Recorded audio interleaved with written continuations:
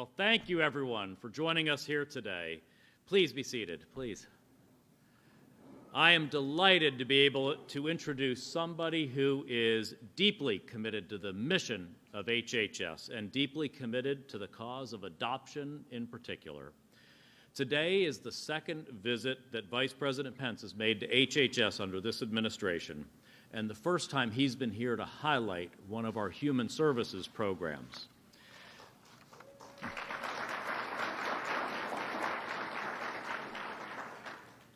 I can personally attest to the strong support that the President and the Vice President provide for our work here at HHS, and they have put a special emphasis on the cause of helping families welcome American kids who need a permanent home.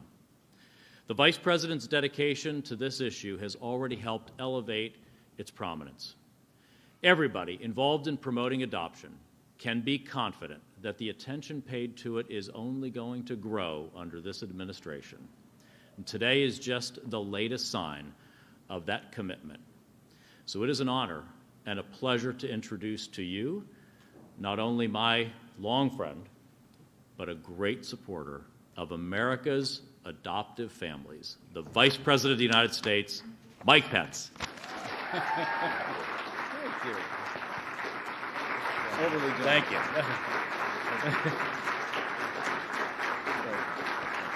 Thank you, Mr. Secretary. Well, thank you, Secretary Azar, and to the Secretary, to Surgeon General Jerome Adams, Assistant Secretary Lynn Johnson, the Associate Commissioner Jerry Milner, to all the many families gathered here and those looking on who've answered the call to open your hearts and your homes. It is wonderful to be here at HHS and to be a part of the most pro-adoption administration in American history. And I want to thank each and every one of you for the role that you're playing, and especially I want to congratulate the honorees who will be recognized as a part of this program today. Each and every one of you have opened your homes and opened your hearts to become forever families. And I want you to know that you have the respect of this President, of his Vice President, and of the American people. And I offer my heartfelt congratulations. I also want to express appreciation to the Secretary of HHS. He and I worked together in the state of Indiana. He's a man who has built an extraordinary career, but I know of no one in this administration with a greater heart for American families than Secretary Alex Azar. Would you join me in thanking him for his great work? You could get on your feet if you feel as strongly about him as I do. Secretary Alex Azar, everybody.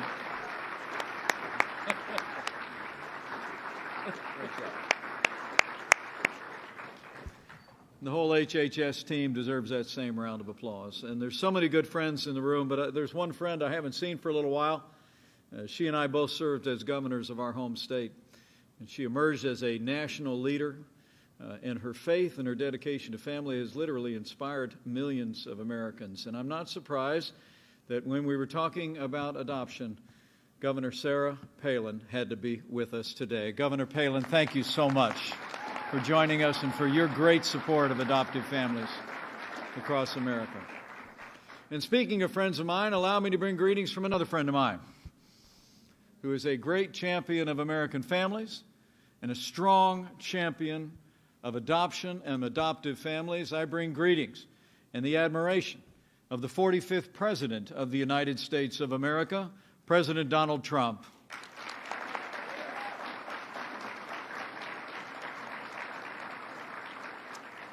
You know, in his proclamation on this National Adoption Month, President Trump acknowledged in his words that every child, born and unborn, is uniquely gifted by their Creator and endowed with both the potential and immeasurable value. And that in this month, we as Americans recognize the loving and devoted individuals who are part of God's plan for every child by taking a role as a parent through adoption. For the last quarter century, Americans all across this country have taken time during this month to celebrate adoptive families and to celebrate adoption in this country. In November 1984, President Ronald Reagan marked the very first National Adoption Week to encourage a national effort to promote the adoption of children, and particularly children with special needs. And just a few years later, this week was expanded into an entire month. And today's gathering here at HHS is just one more installment in the admiration and gratitude the American people feel to all of our adoptive families. Every year since, leaders in government, industry, and faith communities have come together to raise awareness for the need to help vulnerable children to find permanent families and forever homes.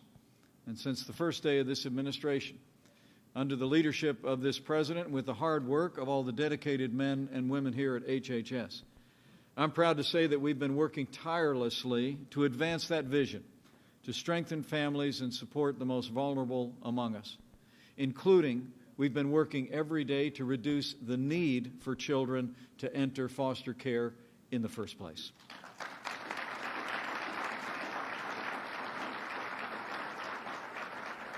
Last year, President Trump signed into law the Family First Prevention Act, which matches federal funds with state programs to help parents get the help they need to keep their children at home, to keep them safe from substance abuse and the challenges of mental illness. It's expanded resources to combat substance abuse and provide mental health services and family counseling at the state level across this country. And as the President said at the time, providing a stable and secure and nurturing home environment is one of the greatest gifts a parent or a guardian can give to a child. But that also includes a foster parent. And when it becomes necessary for children to be placed in foster care, this legislation made it easier than ever for states to find safe, loving families to care for them. And I'm proud to report that this year, for the first time in nearly 10 years, we've actually seen the number of children placed in foster care decline across America. We're keeping families together and addressing the real needs and challenges they face. In fact, last year, more children than ever, were not only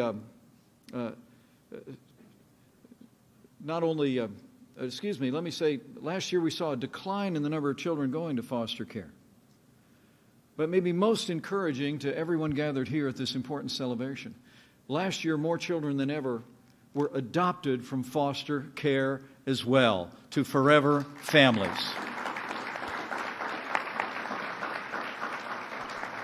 It's amazing to think, because of the generosity and the large-heartedness of families just like those we're celebrating today, more than 63,000 children found their forever homes with the help and support of loving families across this country. It really is incredible. So, recommendations to foster care are declining, and those in foster care are being adopted at a record pace. That's real success for strengthening families in America. And this success requires all of us to continue to work together. It depends on generosity and love and the dedication of countless adoptive families. Like a family I heard about on the way here, not long ago, grew from 4 to 5 through adoption. I'm told they met their future daughter through school, where her new mom works as a counselor and a school teacher. This young woman lost her father when she was 2. She lost her mother when she was 10. And after years of living in a group home, I'm told that she'd actually given up. She'd given up on ever being adopted, believing, as she said, I was alone and I knew I was going to be alone forever. But she was wrong. And just 51 days before her 18th birthday, that young woman had a new brother, a new sister, 2 new parents, and a new last name. Now she's in college, and she's studying to be an art therapist. So would you join me in recognizing one of this year's Adoption Excellence Award winners, her mom and dad, Chris and Gigi Keene, and their wonderful and inspiring daughter, Macy. Where are you?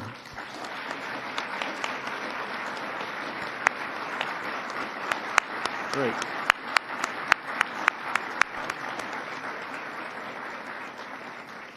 Great to have you all here, and thank you for your inspiring example. What a special, special family. And let me tell you, as you study to be an art therapist, The Second Lady of the United States is going to be excited to hear that. She's become one of the premier champions of art therapy across this country. So much success to you, Macy. Today we're also recognizing a family from Minnesota who, I'm told, adopted their youngest but tallest family member just a few years ago. They were already the picture of the American dream. Two successful parents, a passionate and philanthropic daughter, a dedicated son, well on his way to becoming an Eagle Scout. But they felt the need, they felt the call to foster a child for years. And after discovering how many older children age out of potential adoption, they decided to begin the journey towards adopting a teenager. Eventually, I'm told, they were matched with a young man who had spent most of his adolescence in foster care. And before long, they knew where he belonged. They knew he belonged in their home and to be a part of their forever family. In fact, his mother's words said he, at one point, looked them in the eye and said, "I want to join your family." And their family said yes. Today, this family of five does everything together, including advocating for adoption, part of what we'll celebrate today. Adoption, especially of adolescent and older children. So join me in thanking another one of this year's Adoption Excellence Award winners, Scott and Amy Artson, and their incredible son, Isaiah. Take a bow, will you? That's great. Thank you, Amy. Great job. Really great job. You know, these incredible families are emblematic of all of our honorees today, and frankly, emblematic of adoptive families all across this country. And they represent the shared success of all of us working together to expand opportunities for adoption, to expand and develop all across this country. So for all of our honorees, give them all a round of applause. They're all going to be recognized. You all inspire us. But we're here today because families like these and businesses and local governments have all worked together to expand access to adoption all across this country. And I want to assure you, under this president, this vice president, and our entire administration, we're going to continue to work to expand adoption for families all across America. But we understand there's still more work to do. The truth is, every year some 20,000 young people age out of foster care without the support of a permanent family to help them navigate those early years of adulthood. And even now, more than 125,000 children are in foster care across the country waiting for adoption. And more than half have been in foster care for more than 2 years. So while we celebrate the progress that we've made, 63,000 children from foster care to forever families, I know I don't have to tell any and all of you here that there's much more work to be done. And I promise you, at the President's direction, this administration will continue to work with all of you, with leaders in local government, in business, in communities all across this country. And we'll continue to work in public and private partnerships to promote adoption across the land, like those being created by one of our award winners today.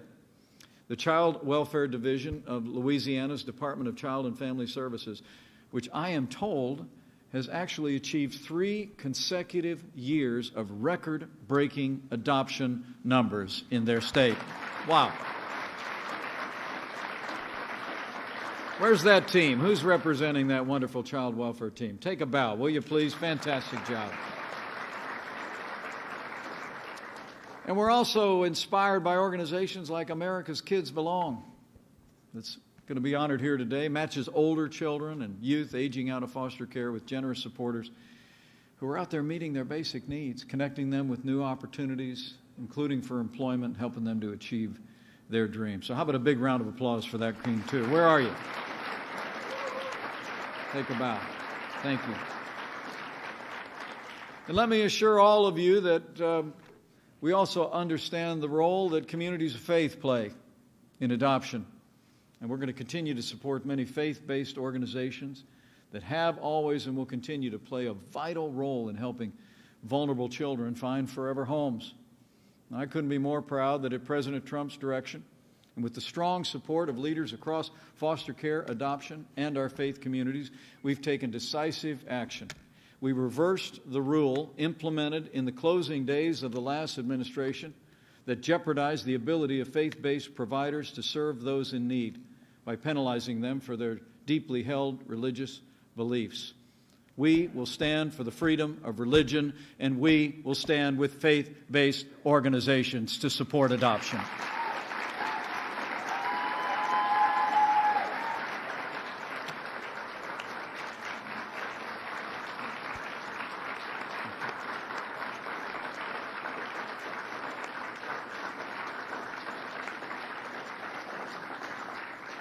And I want to commend Secretary Azar and the team here at HHS for promulgating the new rule that respects the freedom of religion of every American, but also recognizes the vital role that faith-based organizations play in adoption in this country.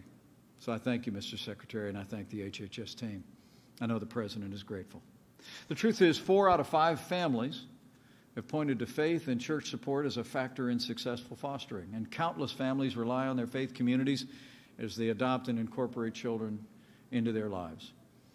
And I'll make you one more promise. Child welfare providers will never be forced to choose between their faith and serving those in need. Not on our watch.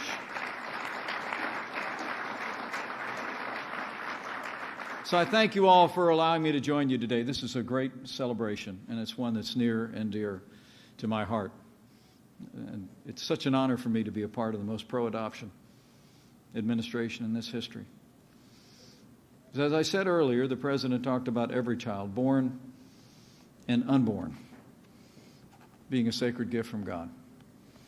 And I truly do believe that if you're going to be pro-life, you need to be pro-adoption. And we are.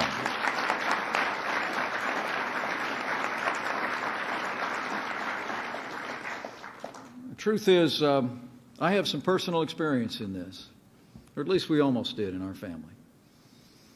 When Karen and I were starting to get our family going, we went through, as many couples do, years of unexplained infertility. And so we began to enter the adoptive process. We prayed through it. We made the decision that we would adopt a child, believing that maybe that was how God was going to put our little family together. And when the call came that we were in the queue for an adoption, the call also came from our doctor that Karen was expecting after 5.5 years of unexplained infertility. We only had one question, though, and that was, did the second family in line, were they clinically infertile? Because we'd already decided to open our hearts and our homes to a child. And when we learned that the family right after us could not adopt or could not have a child, we stepped out of the way. Because God was blessing us with a family, and we wanted Him to be able to bless them as well.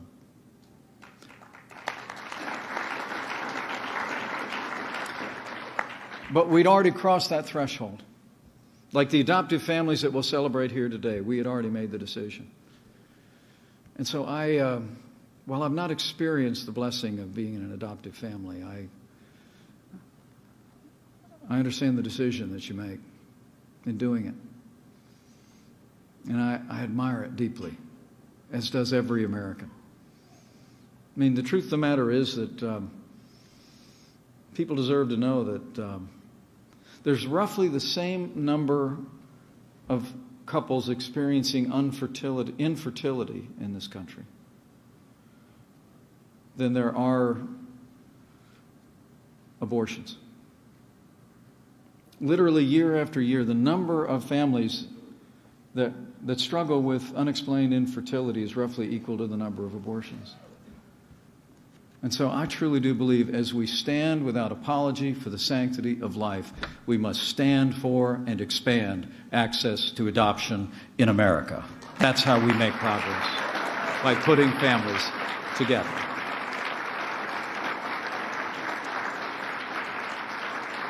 So thank you again Thank you for letting me share that from my heart. And thank you for letting me come and just congratulate each and every one of you today.